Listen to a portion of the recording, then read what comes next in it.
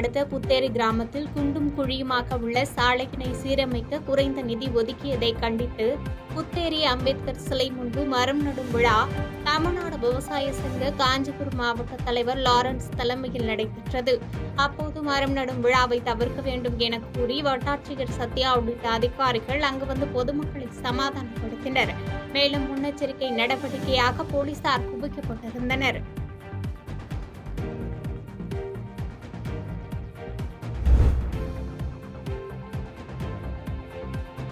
தமிழ்நாடு முழுவதும் கடலோர மாவட்டங்களில் சாகர் கவாச் பாதுகாப்பு ஒத்திகை இன்றும் நாளையும் நடைபெறுகிறது.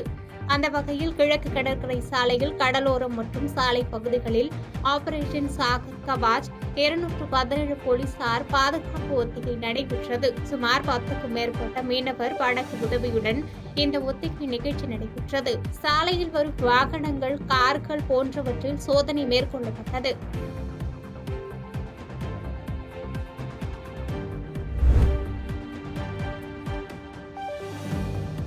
கரூர் மாவட்டம் குளித்தலை அருகே புனவாசிப்பட்டியில் நடமாடும் கால்நடை ஊர்தி கள ஆய்வு முகாமினை குளித்தலை எம்எல்ஏ மாணிக்கம் துவக்கி வைத்து கால்நடைகளுக்கு மருந்து மாத்திரைகளை வழங்கினார். புனவாசப்பட்டி மற்றும் அதனை சுற்றியுள்ள பகுதியைச் சேர்ந்த கால்நடை வளர்ப்பவர்கள் தாங்கள் வளர்த்து வரும் ஆடு மாடுகளை முகாமிற்கு அழைத்து வந்து பரிசோதனை மேற்கொண்டனர். நிகழ்வின் போது கால்நடை மருத்துவர்கள் மற்றும் திமுக நிர்வாகிகள் பலரும் உடனிருந்தனர்.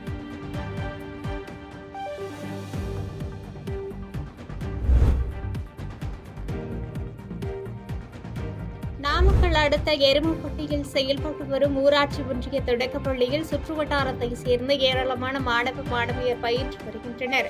இந்த நிலையில் பள்ளி வளாகத்தில் உள்ள சத்துணவு செய்யும் சமையல் கூட கூட்டில் மனித கழிவு வீசி எறியப்பட்டிருந்தது.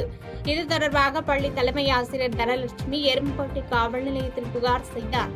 புகாரின் பேரில் போலீசார் வழக்கு பதிவு செய்து மர்ம நபர்களை தீவிரமாக தேடி வருகின்றனர். மேலும் பள்ளியில் இரவு நேர காவலர்கள் இல்லாததே இதுபோன்ற சம்பவங்களுக்கு காரணம் என்றும் பள்ளியில் இரவு நேர காவலர்கள் நியமிக்க நடவடிக்கை எடுக்க வேண்டும் என இந்திய மாணவர் சங்கத்தினர் வலியுறுத்தியுள்ளனர்.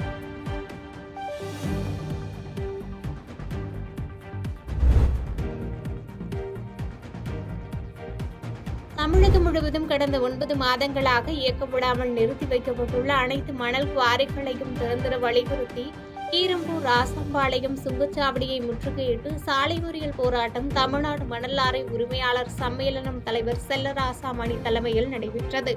இதில் கடந்த 9 மாதங்களாக இயக்கப்படாமல் நிறுத்தி வைக்கப்பட்டுள்ள அனைத்து மணல் குவாரிகளை திறந்திட வலியுறுத்தியும் சுங்க கட்டண உயர்வை திரும்ப பெற வேண்டும் போன்ற கோரிக்கைகளை வலியுறுத்தினர். பின்பு ஆர்ப்பாட்டத்தில் ஈடுபட்டவர்களை போலீசார் கைது செய்து தனியார் திருமண மண்டபத்தில் அடைத்தனர்.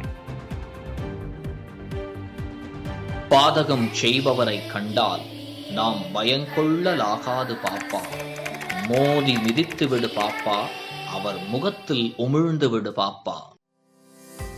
அண்மை செய்திகளை உடனுக்குடன் தெரிந்து கொள்ள இணைந்திருங்கள் இயம்நாடு தொலைக்காட்சியுடன்.